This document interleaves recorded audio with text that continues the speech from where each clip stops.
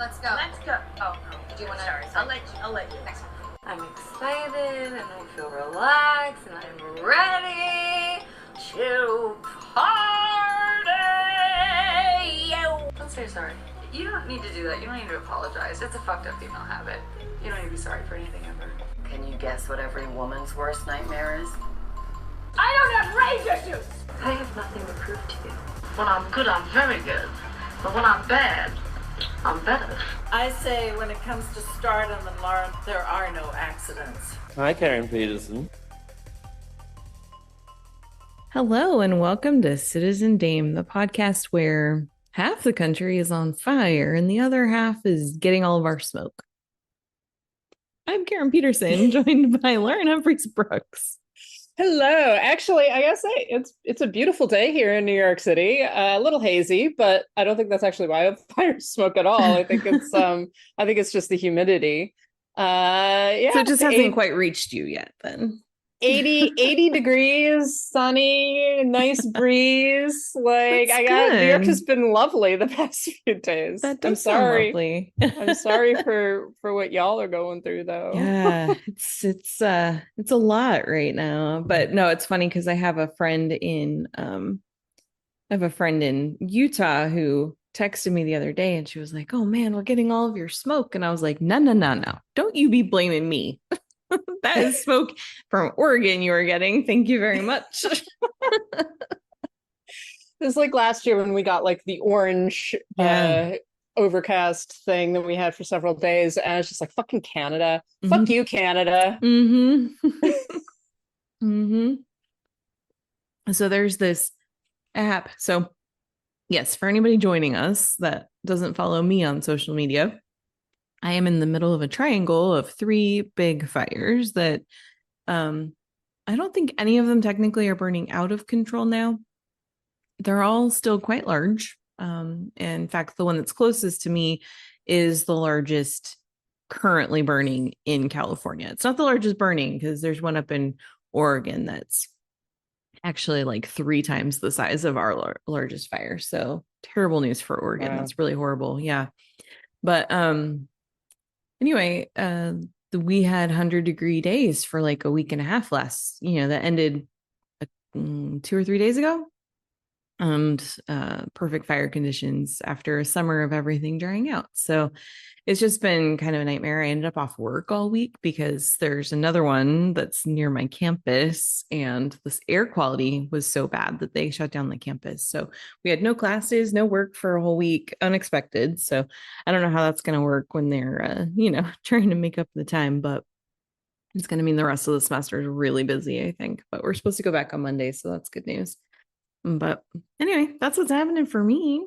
It's cooled down considerably though, and somehow I've been in this pocket, even though the neighborhood next to my town, which is actually considered part of my city, has been under evacuation warning for days. Somehow we're in this pocket where the air quality for us has been actually pretty good. Wow. Well, that's lucky, good. Yeah, like small mercies. Jeez, I'm glad that you're all right. Yeah. Some of the pictures you have posted on Instagram and other places, I'm like, holy shit, man! I'm like, it's like a film. Like that's what it seems like to me. Obviously, because I'm so far away from it. Yeah. Well, it's interesting because the other day, what was it? Thursday, I guess. So yeah, 2 days ago. Because we record on Saturdays. I turned on the TV and Lakeview Terrace was on. I don't know if you remember that movie. It's with Samuel L. Jackson, Patrick Wilson, Kerry Washington. I have a vague memory of this. Yeah. Yeah. Anyway, so the whole movie, it's this like racial tension happening in this movie. But it's set against the backdrop of there's this wildfire that's coming their way, like toward this neighborhood. And it's so eerie. It was weird watching it while I'm in the middle of these fires going on and while these evacuation orders are just coming fast and furious for a week. And it was just so weird to watch that and be like, oh, yeah, they really capture that experience well, where it's like, okay, it's there. I'm not really worried. And then all of a sudden, okay, do I need to be concerned about this now? Do I need to go? Like just kind of have that happen. Like it's just creeping over you for days. And then, yeah. And then it is upon you. Yeah. Weird great timing transfer. that was on TV. Yeah. So, but I will take a moment. I need to donate to them because they've been doing amazing work. But I just want to take a moment to shout out the folks that created the Watch Duty app, which is an app you can download on your phone. So if you are in a fire prone area, highly recommend it because they give you all the updates on conditions, where the evacuations are. They pull from the fire news sources, everything that's kind of local to that fire, to keep you as updated as possible. And you can actually check it out for the whole country. So that's how I found out about the Oregon fire, because I was, zooming in on stuff. Yeah. So anyway, not a sponsor. That's just a FYI, folks. Watch Duty app is a really good one. So, all right. So should we talk about a movie? I think we should talk about a movie. This is an interesting movie to talk about. I'm looking forward to it. It is. Yeah, so we're going to talk about the movie Gone Girl, which came out in 2014. It was directed by David Fincher. It was written by Gillian Flynn, which she adapted it from her own novel, which came out, I think, in 2013. Big bestseller. Like that, yeah, it was a big bestseller. And the movie stars Ben Affleck, Rosamund Pike, Neil Patrick Harris, Tyler Perry, Carrie Coon, Ken Dickens, Patrick Fugit, Missy Pyle shows up. I think Celia Ward, yeah. So big cast. And yeah, so anybody who does not know, we do spoil this movie. We will talk very in depth about it. I think it's impossible to talk about this movie in depth without spoiling it. Like, I don't think anybody would really want that conversation. That would be yeah. And like, I mean, I have another podcast that I do with another friend where we do a weekly review, and it's always a new release. So we'll talk about it in a non-spoilery sense and give our thoughts, and then we will have a spoiler alert and switch to spoilers, and then just talk about it. That way, if people want to hear our basic thoughts, but they haven't seen it yet, then they don't have to. But that's not what this podcast is. No, it is. No, well, I mean, that's normal to do with a review. Like, most of the time, you're not. Even if I'm reviewing a film that is like an older film, then I'm still going to be like, okay, this is a review, versus doing an analysis or actually talking about a film in depth, where some films you can get away with like not talking specifically about the ending, but there are a lot where you're like, okay, we have to talk about everything that happens in the movie. And this one in particular, it isn't just the ending. There are all kinds of things that go on, and things that are revealed that you kind of have to discuss. Yeah, this is a very twisty, turny movie and story, because the book is very twisty, turny too. And I will say, just to start off, so I read the book once. I read it before I saw the movie. But I feel like the movie is a very faithful adaptation. There are definitely, obviously, some changes. There always will be. But from my memory, overall, it's pretty faithful of an adaptation. Yeah, that's my memory as well. I read the book. I may have read the book when it came out, or maybe when the movie came out, and then I didn't wind up seeing the film. So I realized actually partway through the film, I was just like, do I remember how the book ends? Like, how does all of this come out? And my memory is that I actually have a copy of it. I can run and get it. But my memory is that it's pretty faithful to the book, which makes sense. Gillian Flynn adapted it, and the twists and turns of the book are part of what makes it good, like, and what makes the story versus, why would you change it, in other words? Yeah. I do think that they did slightly change the ending, but I can't remember how the book ended, so I don't know. But we're not talking about the book today. We're talking about the movie and a little bit about the book. But really, we're here to talk about and break down the film and how David Fincher did adapting it. So the basic plot summary is with his wife's disappearance, having become the focus of an intense media circus, a man sees the spotlight turned on him when it's suspected that he may not be innocent. So, Lauren, this was your first time seeing the movie. It was, yes. What were your basic general thoughts about it? My basic general thoughts, it's a compelling film. It's entertaining. Like, it is entertaining. It is, it has that kind of prurient interest that I think you get from watching true crime documentaries. And of course it's fiction, so it's even safer in a lot of ways. It's just like, oh, these aren't real people, right? And I think then that's part of the point, is that whole kind of concept of the media circus that surrounds someone, particularly a wealthy white woman, disappearing, the attention being turned on her husband, the affair, all of those things that kind of come bubbling to the surface. And what the film does really well, I think, is getting at the beginning, certainly, is getting at the complexity of that sort of thing, and how someone who is innocent, right, could begin to basically incriminate himself simply by his behavior.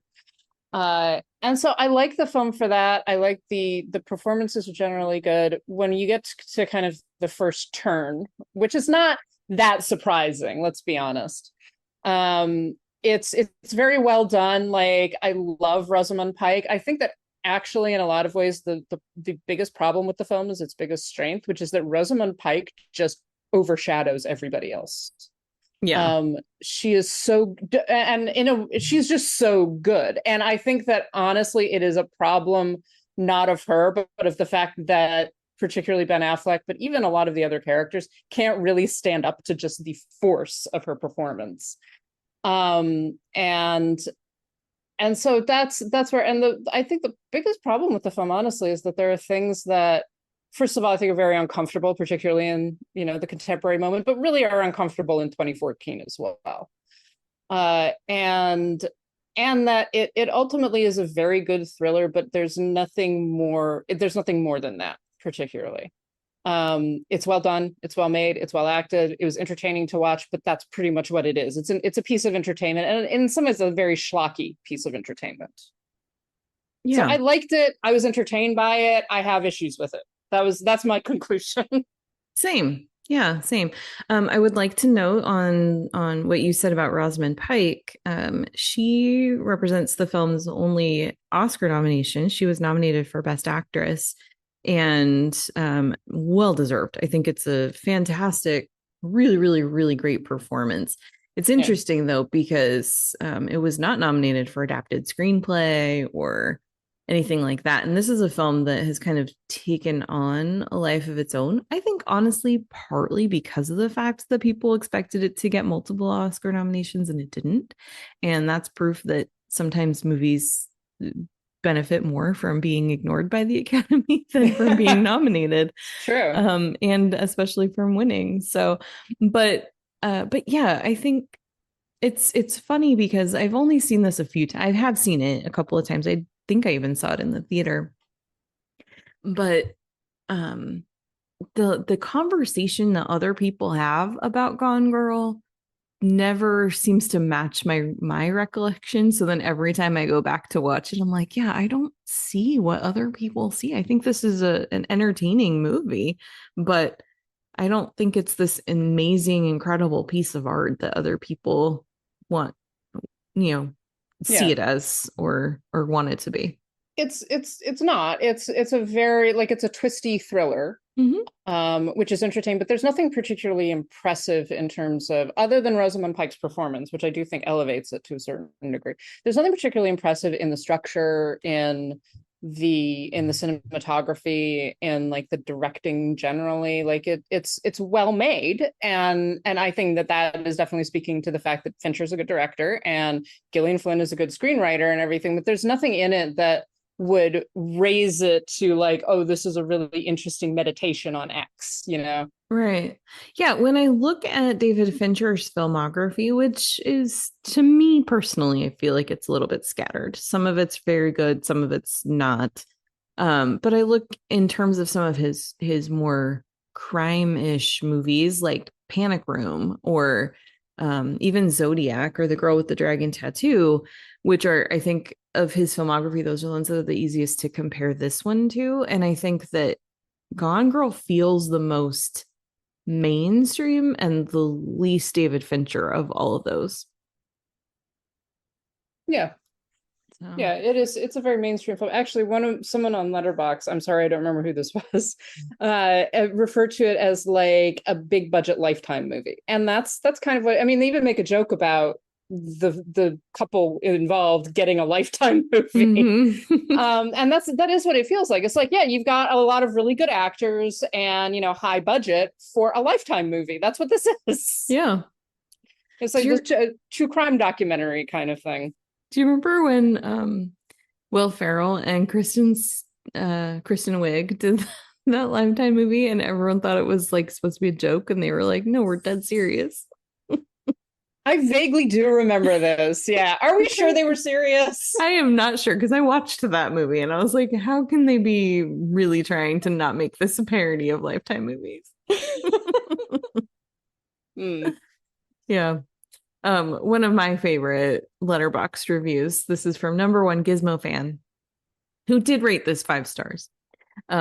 Watching this with the David Fincher commentary is so funny because he loves this movie so much, but hates Ben Affleck so much, and 90% of it is because he wouldn't wear a fucking Yankees cap. Okay, all right. Before we go into the actual serious conversation that we're definitely going to have about this film, yes, I have some commentary on the fucking Mets cap. Let's hear it. That Ben Affleck wears. All right, first of all, it doesn't make any sense. Doesn't make any sense. Like, all right, fine. Ben Affleck is a little bitch and he loves the Boston Red Sox. Fine, whatever. You're from Boston. It's not your fault. But so like, of course, no dude who lived in New York and is from Missouri is going to wear a Boston Red Sox cap. That won't happen. No. But okay, fine. He would wear another baseball cap. The Mets are like a homegrown New York team. The only people who root for the Mets are people from New York. New York State, New York City. Those are the only people who give a shit about the Mets. All right, that's it. So it would make perfect sense. And in fact, he wears at one point a St. Louis Cardinals t-shirt. He could have worn a Cardinals cap. Yeah. He could have worn a Royals cap. It didn't even have to be baseball. That's the thing. Yeah, he could have worn a Jets cap. Like, yeah, he's in the airport. He puts the hat on because he's just kind of trying to blend in and hide from people because everyone's talking about his case. I mean, it could have been a fucking I Love New York cap. It didn't even have to be baseball. No, exactly. It could have no logo on it whatsoever. But it said you got a Mets cap, which immediately just draws my attention to it. And I do remember all of this. Remember, like, oh, Ben Affleck wouldn't wear a Yankees hat. It's just like, yeah, because he's a little bitch. Yeah. And he is not an actor, apparently. Like, you can't pretend for 5 seconds that you would put on a Yankees hat. Wow. I would never play a character who likes the Yankees. But no, seriously, like, for his character, put on a Cardinals hat. Like, that's it. That's fine. No one cares. Yeah. But the fact that it was Mets was just like, this is just bullshit. It's what this is. No, that dude does not root for the New York Mets. I'm sorry. Like, you are a poser, and you're posing for exactly the wrong team. Why would you pose for the Mets? Like, why? Although, to your point, exactly, when I look at that cap, I know because I've read about it that it's a Mets cap, but just looking at it, I wouldn't even know. Like, I just see a logo on it. I'm like, I don't even know what that is. Yeah, the Mets and the Yankees have very similar logos, but you can tell when it's Mets and when it's Yankees. Like, I could tell it's not Yankees, but I didn't just know instinctively that it was the Mets. See, again, why would you? Because it's the Mets, and no one gives a shit about the Mets except for people from New York. That's it. Those are the only people. Exactly.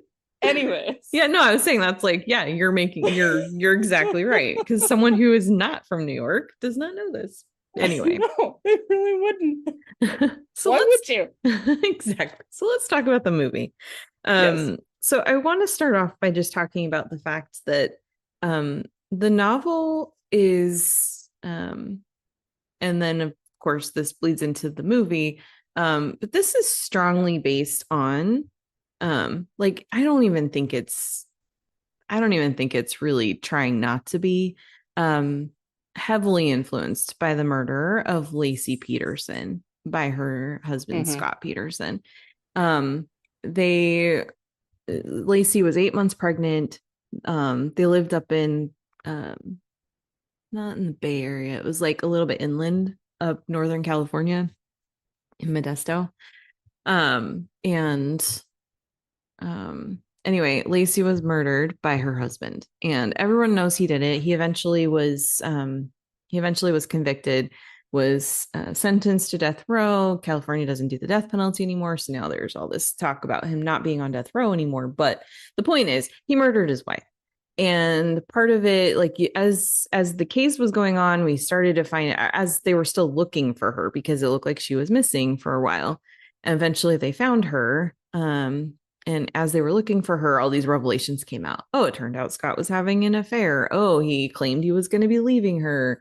All these things. And it's interesting watching the movie, because they not only was the story inspired by this case, but there are very specific moments that happen in the movie that even directly remind me of images from that time when during the search for Lacey Peterson, no relation, by the way, and during that whole investigation. So there's a lot of visual references directly to that case. So it's not a coincidence. It's not it was kind of inspired by. It's like, no, this is directly tied to that case, which I think is interesting from a visual perspective, interesting for certain elements of it, but also part of why I have some major problems with this movie. Yeah, exactly. And I think we should get into those major problems. But before we do, I will say that I didn't realize that this was influenced specifically by the Peterson case. I remember the Peterson case, but it also, like, one of the things that the film does really well is that it matches exactly that kind of media circus, the narratives that get going fairly quickly in something like this, and particularly in this period, and kind of the way that the story changes, and that stories change about as more information comes to light, as the cops get deeper and deeper into the investigation, and then also just the public decision making, the public deciding he's a good guy, he's not a good guy, he's an asshole, he's this, he's that. The whole thing that they do with, like, getting ahead of the affair announcement, or trying to, and like, okay, we have to present you in a particular way. Yeah. So that, like, and like, that was one of the parts of the film that I really liked, was when what's his name?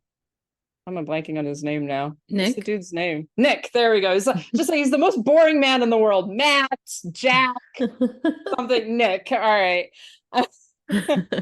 But like, when he gets a lawyer, right, and a lawyer who is very adept at dealing with these kinds of cases, and the lawyer's basically like, okay, we have to get ahead of this, right? We have to, and a man saying, like, confessing that I had an affair and I feel so bad about it, is very different from a man defending himself from the accusations of having an affair, right?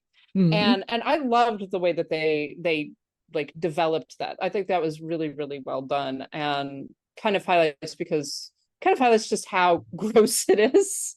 Like, how that kind of narrative that, you know, a man being contrite about this versus a man trying to defend himself from it, all of that. I thought that was really, really well done. But I agree with you. I have probably similar issues with some of the things that the film does, and particularly as it becomes clearer and clearer what actually happened and who not is culpable in this movie. Yeah.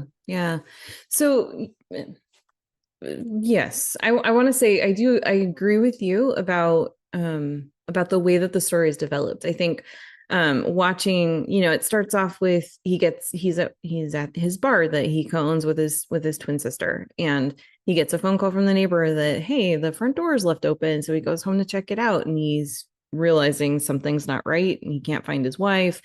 And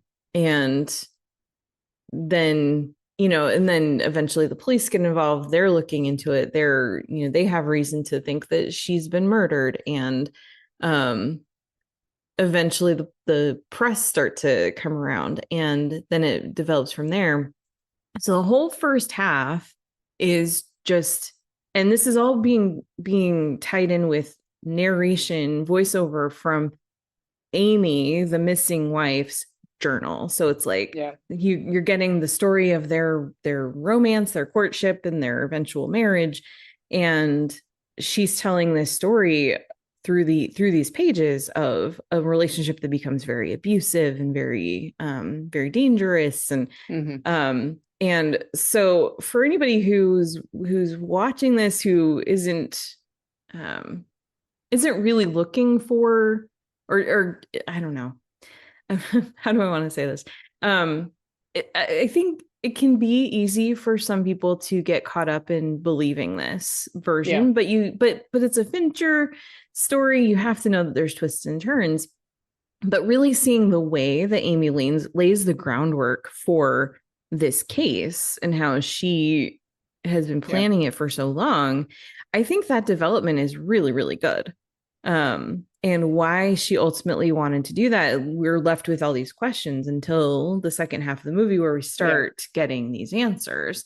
But yeah, I think the first half is really, really well done. And then a lot of things that come after that also are very well done.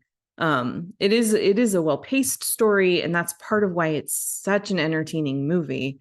From start to finish, because even if you suspect that Amy's really not dead, that Amy staged all this, and then when that gets confirmed, there's still this element of like, okay, but how is this all going to play out? Like, where is this going to ultimately go?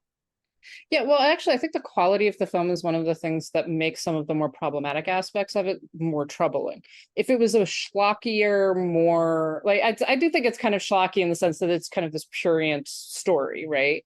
But if it was like a sloppier film, a film that wasn't so well put together, that didn't have such a good director behind it, etc., I think that some of the issues that the film has, which are very much integrated into its narrative, you can't really remove them, would be less, in some ways, would be less distressing. And there are elements of this film and of the book as well. I think that it's a problem of the story itself. There's nothing that you can cut out of it, really. Really do make me very, very uncomfortable, and particularly, and I know that this was a conversation even when the film came out about, is this feminist or misogynist, right? How much of this is really a misogynist story? And there are a lot of different arguments for it, and I know that different people have made different arguments for it, but there are definitely things contained within the film that I think are not excusable. Like in terms of this narrative, that's my feeling. I agree. Being really careful. I agree, and I think that we need to talk about that. I did want to say one more thing. One of the things I do find really interesting is that the narrative of their past together, because it is being told from Amy's perspective, and then we find out more information about the journal, we find out that she's an unreliable narrator, right? But I really like the fact that we don't really get a perspective on their past from Nick. We get a perspective from her. It's the story that she is telling. And obviously some of that story is true, and they make reference later on when they meet again. They make reference to like little things that happened between the two of them, like how they met, etc. But she is also very much constructing this particular story. And how much of that is true, how much of it is made up, how much of it is just skewed, right? And that's one of the things. It's a skewed narrative. She is twisting things to be certain that the police believe a particular story about their relationship and about what happened to her. And so it's a very interesting thing, because the film shows us that. It shows us that past relationship, but it's only from her perspective. That's very true. Although I will say that it does show, I think, little glimpses of what really happened too, as far as she's concerned. So she knows where the truth is and where the lies are. She's telling lies to the cops basically through her journal. But there's also glimpses where we do see sort of another perspective of like, okay, this is why she did what she did, or this is what, this is what led to this Yeah. line of thinking. So, Yeah, but yeah, she's telling us something about her in the midst of all of this, and it's a clever way of doing things, because it really does keep you discombobulated, because initially you're and also one of the things with cinema is that we are accustomed to believing whatever the camera shows us, right? So if we see it's one thing if someone narrates a scene, it's another thing if we see the scene happening. And so we have a particular perspective that we're bringing to their past life together, which we are then informed is unreliable. It's not necessarily a lie. It's not, but it is definitely a skewing of the truth. Yeah. Yeah. Which is a lot of what we experience throughout. So one of the things that we learn about Amy is that growing up, her parents wrote this series of novels called Amazing Amy that were all inspired by her and her life. But they're not about her. They're about this better version of Amy. So it's like, it's not really the life that she had. It's the life that her parents kind of made up. But of course, everybody knows that, oh, Amazing Amy is inspired by their daughter. So she's kind of sort of a celebrity too, just for being the inspiration for this series of novels. And there's this scene where it's when she and Nick are still dating, and they're at one of her parents' book launch parties. And Amy's getting married, and it's something that Amy hasn't done before. And there's the line about, oh yeah, Amazing Amy was always one step ahead of me. But she's taking Nick on kind of this tour of the series of books. Oh yeah, I quit the cello when I was 10. So then in the next book, Amazing Amy becomes a prodigy. And then it was something about she never got a dog, but Amazing Amy had a dog. And you find out at one point that Amy was sent off to boarding school at 5 years old. So she's just basically, she was kind of left to be raised by other people in this but she's very, from this wealthy background. And she has kind of this skewed perspective too, because of the fact that this story is based on sort of a fairy tale version of her life, which she resents, but everything she has is because of the money her parents made on it.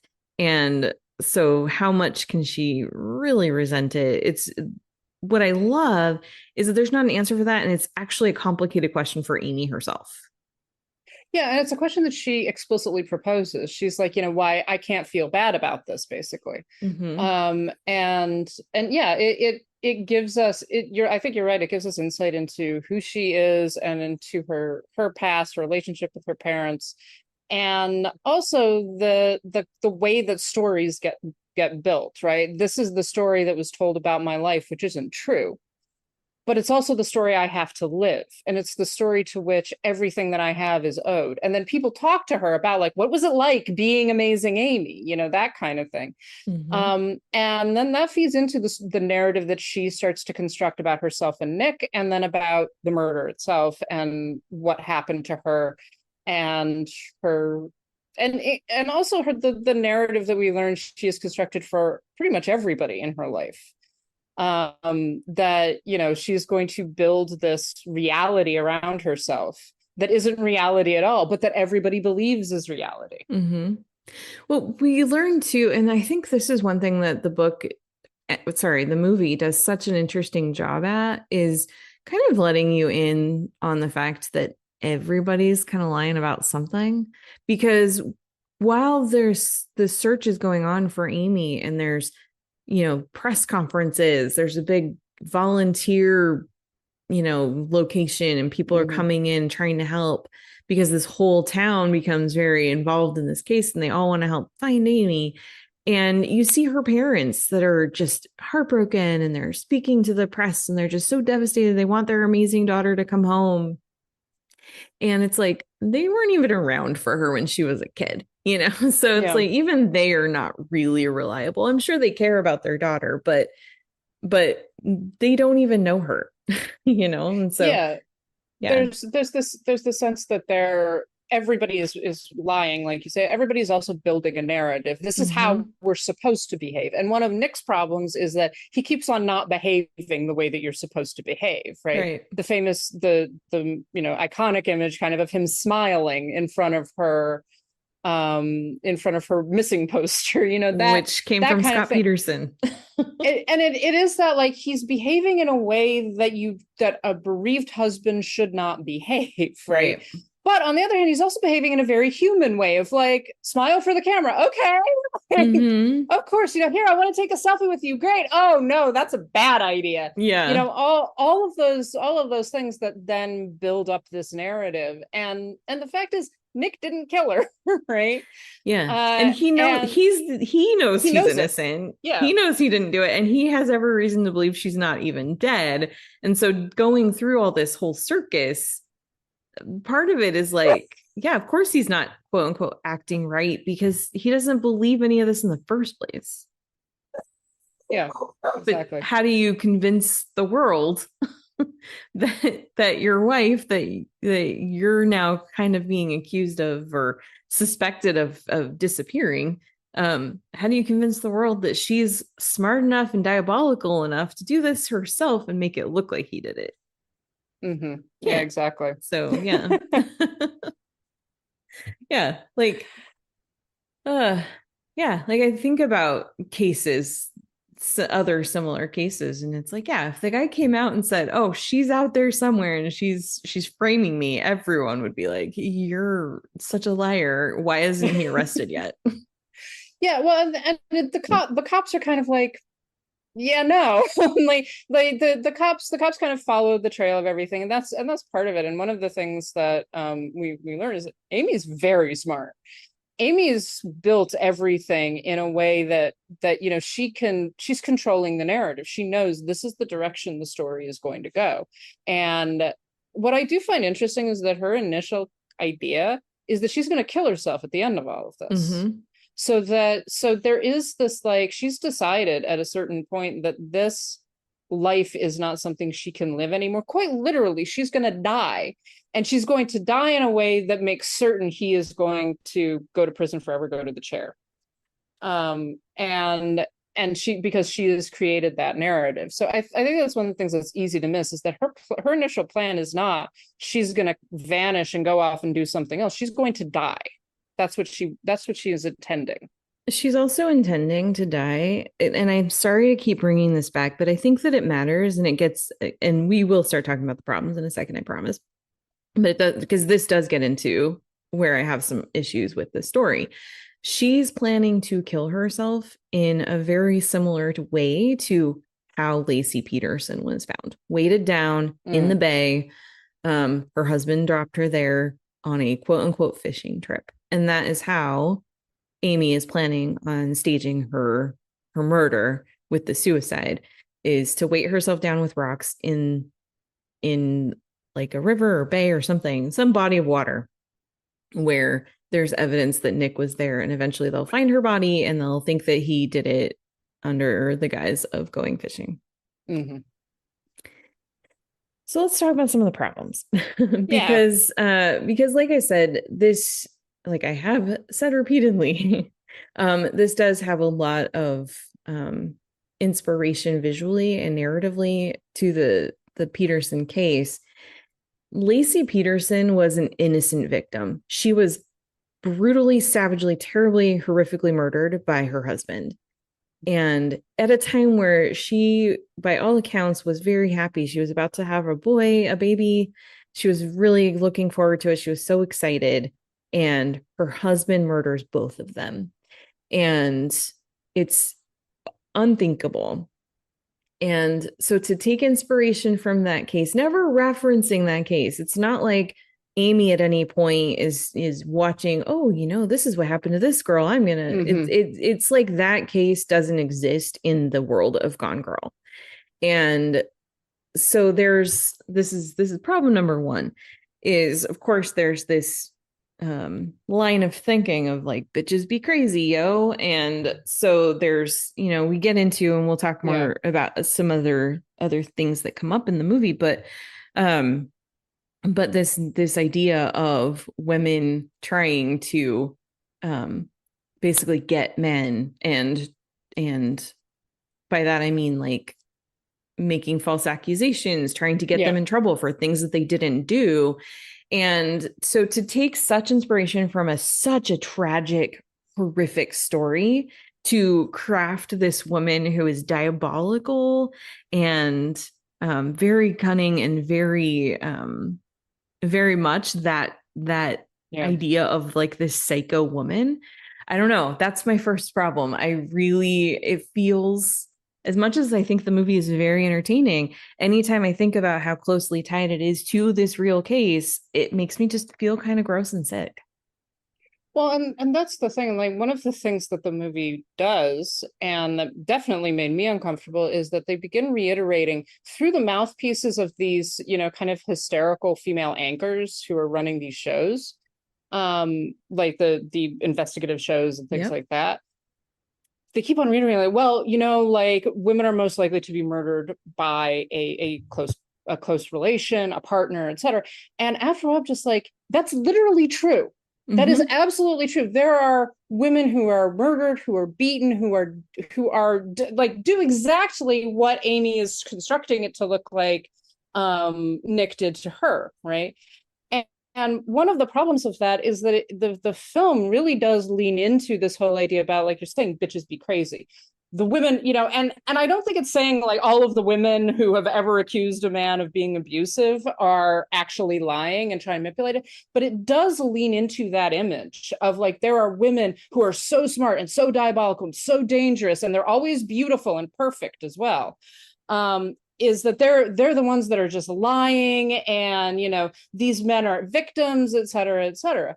And watching that, and particularly watching that for me in 2024, knowing some of the past, knowing some of the information that has come to light in like really in the past 10 years or so, but even in 2014, kind of like, this is really leaning into this idea that rape victims are lying, that abused women are lying, that women want to manipulate men for their own gain, and they're doing it in really, really horrific ways.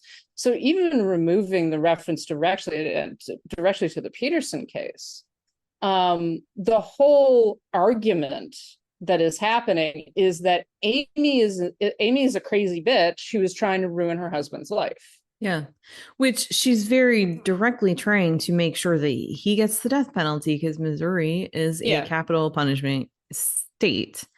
But then you have this backstory too, when Nick is on his trip, when he goes to hire the lawyer, Tanner Bolt, played by Tyler Perry. He travels to New York, he meets with the lawyer, they talk, he decides to go see this old boyfriend of Amy's, this guy Tommy O'Hara.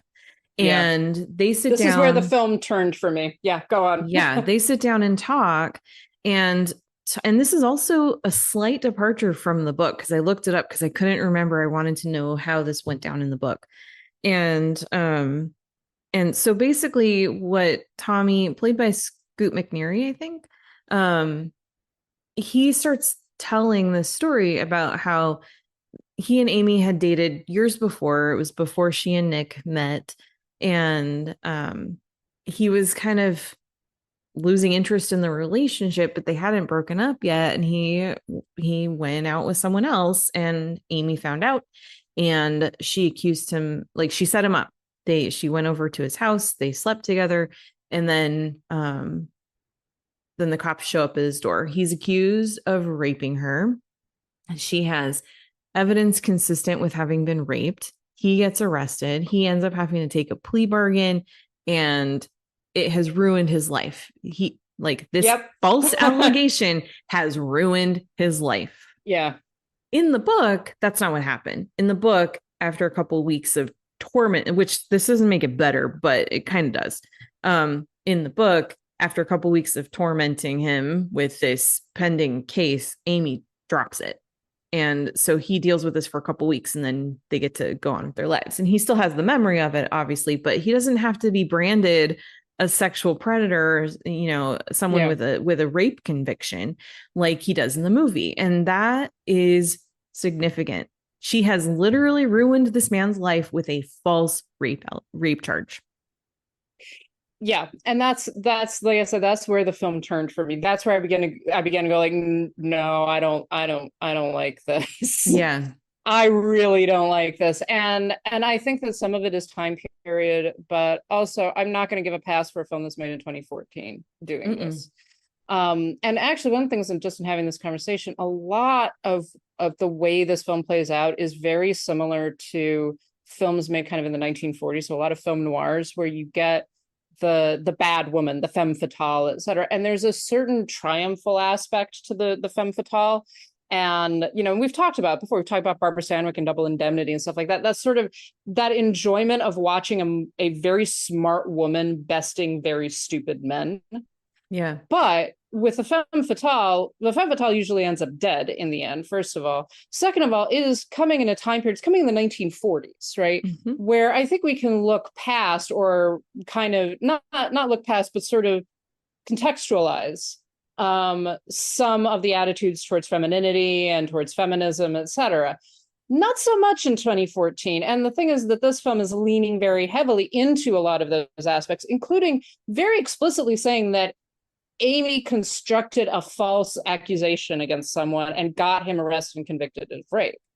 And I'm sitting there going like, that's not that easy to do, as we know. Right. It's not that easy to get a man convicted of rape. Yeah. And that has been proven over and over again. But the way that this is told is just like, oh, and it ruined his life. Right. And how many times have we heard that? Well, we don't want to ruin his life. Mm-hmm. We don't want to, it'll ruin his life if this goes ahead. Well, do we really know that she's telling the truth? All of those things. And the fact that the film does that and then doesn't at any point complicate it. Like, I would have loved to have actually found out that actually that whole thing was true and the dude was lying. Yeah. I think that would have been a really interesting kind of twist around, and not so much to be excusing Amy, but to give another facet to her characterization. Mm-hmm. And who we believe and who we don't believe. But the film does not do that at all. Right. It's obviously intended to be like, this is further proof of how evil and diabolical and intelligent and capable she is, right? Yeah. So yeah, that's where the film began to go for me. Like, no. Yep. Yeah. Same. And so it's interesting, and I want to talk a little bit about who's the real villain. But before we get there, I want to talk about some of the things that happen for Amy while Nick is going through the media circus and not simultaneously, shifting back and forth between doing good job on protecting his image and doing the absolute worst things possible, and really making himself look guilty. He's so stupid. I do have to say, the film does not excuse him, particularly from the accusation of monumental stupidity. Yeah. Like, I watch you go like, you are the dumbest motherfucker. Like, and even his sister even says that to him a couple of times. It's like, what is wrong with you? Yeah. Oh my God. Yeah. And in fact, I really think the big part of the reason that this works so well, the whole story works so well, is because of the fact that he keeps making such stupid mistakes. And Ben Affleck does really sell that because, he looks like a guy who would make really stupid mistakes. You just look like a really dumb bastard. Yeah. You really do, don't you? Yep. So we see Amy, what she's doing while all this is going on. She's hiding out at a campground. She cut her hair. She dyed her hair like kind of this mousy color. She's wearing, she's not very put together, and that's intentional. She's let go of, she doesn't want to draw any attention to herself. So she's trying to be the most, it's Rosamund Pike. You can only hide so much. But she's trying to be just like this normal girl as much as she can to blend in. And but she's got a bunch of cash on her that she's, keeping to live off of until she decides to end it. And she gets beaten and robbed. And then she ends up calling this old boyfriend of hers, played by Neil Patrick Harris, this guy Desi, who is just so happy to see her and hear from her. And, oh, yes, come stay at my lake house. And it turns out that Desi his plans aren't all that great, and Desi's actually pretty awful, and he's planning on just kind of keeping her there. Although he doesn't, in the book, I think he very deliberately, like, she cannot leave. I don't get the sense that she can't leave in the movie. It's just that there's nowhere for her to go. Like, it's pretty remote. And also, it would be very easy for him to reveal like her whereabouts, right? Yeah. For him to, because part of what he's relying on is the fact that she's supposed to be dead, right? And nobody's looking there for her. And Nick is going through all of this, so she reveals. If she leaves, she gets caught on video, and then he can reveal that she exists, right? Mm-hmm. That she's still alive. So I think that section is very well done because it's so insidious. It's just like, and she realizes it too. She's just like, I'm trapped.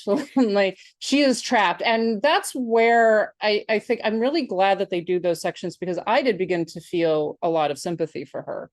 Mm-hmm. In the sense of like, yeah, your husband's an idiot. Sorry about that. Yeah. And you're angry about it. And then I began to feel like now she's in a lot of danger in a space where she is effectively a prisoner. Mm-hmm. And she doesn't have much of a choice. And then you're like, okay, so how is she going to get out of this one? And she gets out in a very smart way. Oh, she does. Yeah. So she lures, she has set up some things. Like, he leaves one day to go probably to the office or something, and she's tied something around her neck or around her leg, and so she's getting to make sure that the cameras see her through a window, like she's in distress. So she lays the foundation there, and then the one night they're watching Nick's interview on TV, and of course he's also doing things. It's not just like that she's stuck there, because where else can she go?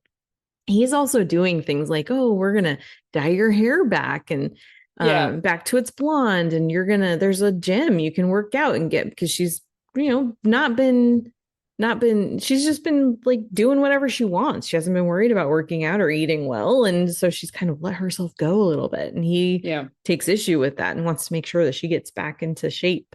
And so he's doing all these things to make her the beautiful statuesque woman that he loves from afar. And so she finally uses that against him and lures him to have sex, and then she cuts his neck open with a box cutter that she has hidden under a pillow, and then lets him bleed all over her. She escapes in his car and drives all the way home to her loving husband and collapses in his arms. It is, again, I keep on going back to that sort of femme fatale thing where I'm sitting there going like, I really hope that she gets away with it. Like, that at that point, because I had so much contempt for Nick. It's like, is that fair? It's like, no, it's not fair. She's murdered people. But also, I kind of hope she gets away with it. I really want him to suffer more. Like, there is that sort of glee, I think, that the film, and I don't know whether the film necessarily intends for us to feel that, but there is a certain amount of glee of like watching this incredibly smart woman win, right? And she gets exactly what she wants, and she wins against, assholes and idiots, and that is very like satisfying to a certain degree, but it also has that other side of it, and that I don't know that the film handles it really well, I guess. Yeah. I think if we just kind of ascribe meaning to things, or just kind of make assumptions, read between the lines, we can decide what certain things mean. But I don't think that the film necessarily takes certain positions as clearly as it maybe should or could. One thing that I find interesting and that I really enjoy, there's a couple of things. When she's still at the campground, she's in her cabin, and I'm trying to remember exactly what it was that prompted it, but she goes and removes the kill self sticker, like sticky note, off of the calendar. Something Nick has done has made her think, you know what? No, I'm not. I'm going to keep going with this, but I'm not I don't think I'm going to do that. That's not how this story is going to end. And then when she and Desi are watching the interview, and he finds a way to work the woodshed into his final plea of like, Amy, if you're out there, if you can hear me, and she's watching this and she's so like she's kind of turned on by this, and she's realizing like, wait a second, I can get something out of this marriage still. And I think that's when she kind of makes the decision to get away from Desi and to go back to him. And then she keeps Nick, like presumably she's gonna always just keep him trapped. She gets herself pregnant. She's still got the prenup and everything hanging over his head. She's got all this other evidence and things against him. And he knows that nothing he does will ever matter, that she will always win. And so they're in, like, for Amy, she's always been so out of control of her life because of, what her parents did and everything. She didn't get to move, like they didn't move to Missouri because she wanted to. Everything in her marriage has been Nick's choice. They lost their jobs and then it was like, well, I guess we'll go home. And so she's been kind of trapped. And now this is where she gets to spend the rest of her life being totally in control, getting to call the shots and getting to just be in charge. Yeah.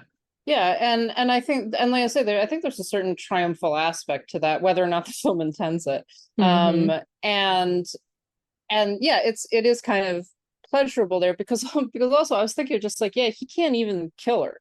Like if he killed her, then immediately all the scrutiny would come down on him again. No one would believe that she wasn't dead, right? Like he would never be able to get away with it. He literally cannot do anything until she decides to let him go, basically. And she's not going to. And there is a certain triumph in that. And I do kind of be like, yeah, you know what? She's angry. This guy picked her up, moved her to Missouri, where she doesn't know anybody, doesn't have any friends. She's kind of in this lavish house that is being paid for by her, right? She bought him his bar. And then he has an affair with a younger woman and decides like, man, I don't want my wife anymore, right? And so all of that is a little bit like, you know what? Yeah, I'm pissed too. Yeah, I do love the part where she's confronting him about the affair, and because he's been sleeping with one of his students, because he also teaches creative writing part-time at the community college. And I love where she's like, I thought writers hated cliches. I love that too, yeah. Okay, so who is the real villain in this? Of course, I think we're supposed to think Amy is the villain. She's this monster, but is she really? I mean, she does kill people. That is something that happens. A person who was really bad. A person who we didn't like anyways. He was keeping her trapped. He was a bad guy too. Yeah, absolutely. Props to Neil Patrick Harris for making me hate him so much. Like, I hated you, bro. Like, he did a great job. Second best performance in the movie, I think. Yeah, I mean, I do think we're supposed to be fascinated by her. We're supposed to be interested in her. I do think that this is, and particularly because it ends on his voiceover. It ends on him saying, like, what are we doing to each other, etc. What else will we do to each other? And you do get the sense of like, oh, this is a dark and heavy ending. And so I kind of understand some of the reaction that I saw, particularly among women, was like, oh, I love Amy Dunn, right? And people got very upset by that. It's just like, well, this is one of those sort of female monster figures that is created by the society that is around her. And is she supposed to be thought of as monstrous within the context of the film? I think so. But do we think she is monstrous? And there's a lot of ambiguity there, I guess, is what it comes down to. Yeah. I agree. I mean, she's definitely supposed to be the villain. Who was it? Was it Anne Hathaway?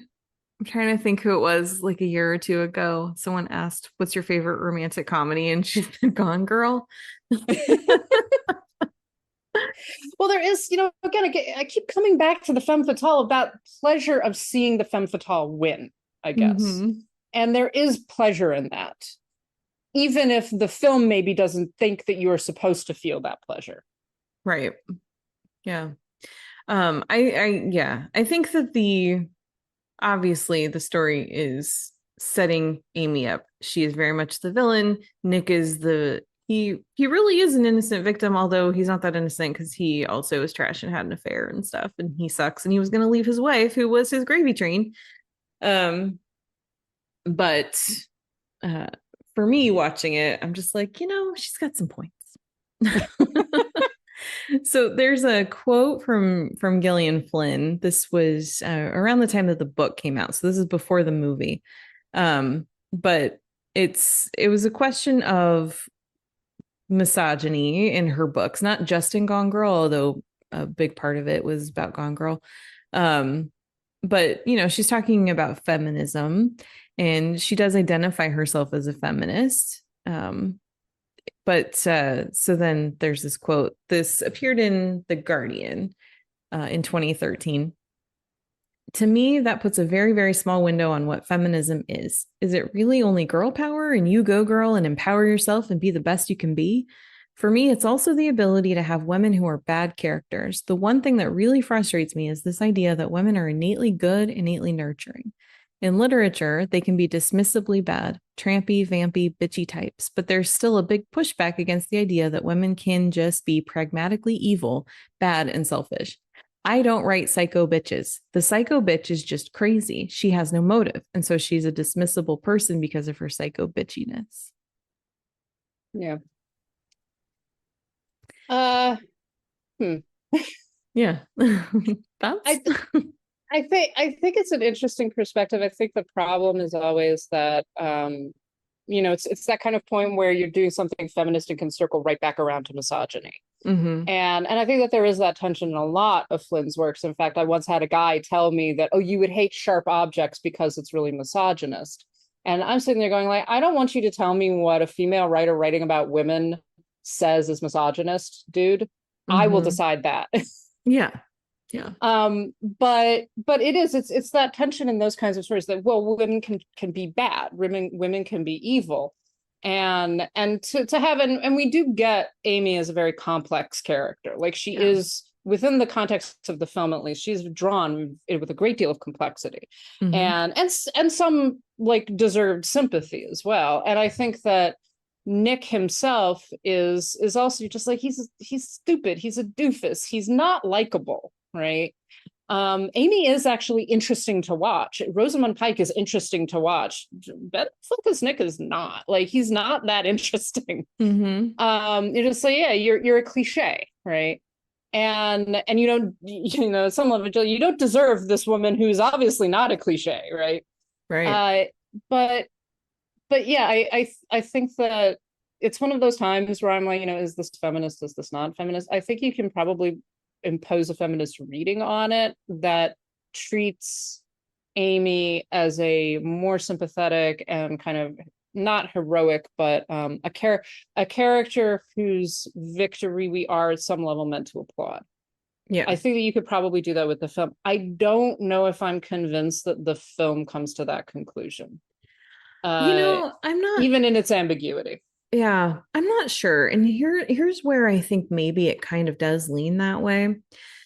Is especially looking at the context of this quote from Flynn, where she says, the psycho bitch is just crazy. She has no motive. And in the case of the book and the movie, so Amy, she went along with this move to Missouri. Nick says at one point when he's talking to the police that Amy was the one who was really close with his mother and was helping take care of his mother while he was running the bar, presumably, and off sleeping with his students. And so Amy was playing the part. She was doing all the things that, were required of her. And from what we understand, it's not until she comes to surprise Nick at the bar one night and sees him leaving with this young girl and realizes that they're having an affair, that's when she starts to snap. And that's when she sets everything in motion. And she's very patient. She takes a long time. But the reason that she does all of this is specifically not because she's crazy or has too much time on her hands, but because her husband is having an affair after everything she's done for him. Yeah. Yeah. I think that's a good argument. I go back to the fact that the film includes that one discussion with the ex-boyfriend. Yeah. And never undercuts it. Right. So, and because of that, because what that is meant to do, I think is it's meant to establish a pattern that Amy has of messing with men who try to leave her, and of messing with men who do not value her in the way that she believes she is supposed to be valued.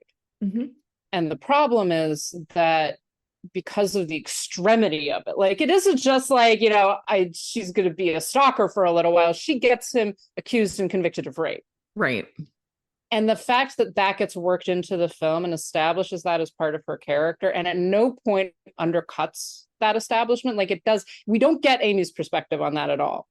That is the only part of the story that, like, we get that one perspective, and it does not come up again, but it is something that is there constantly.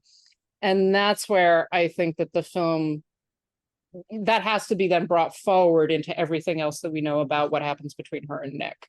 That's true. And because of that, I'm less willing to cut the film slack. No, and that's totally fair. And I agree. I mean, I have a massive issue with that as well, especially because it is an unnecessary departure from the book. Like, why do we go to the extreme of this man's life is ruined by a false charge? Well, and I think that the reason why, honestly, is that is how we're meant to understand Amy. Yeah. We need to understand her through that lens as well.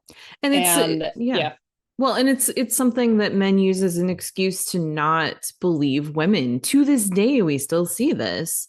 You know, even in the height of Me Too, you had a lot of like, well, why didn't she say something sooner? There was a lot of dismissal of it. She's and a lying. lot. And it all comes down to, like, this is, in many ways, Amy is the characterization of every man's quote unquote worst nightmare.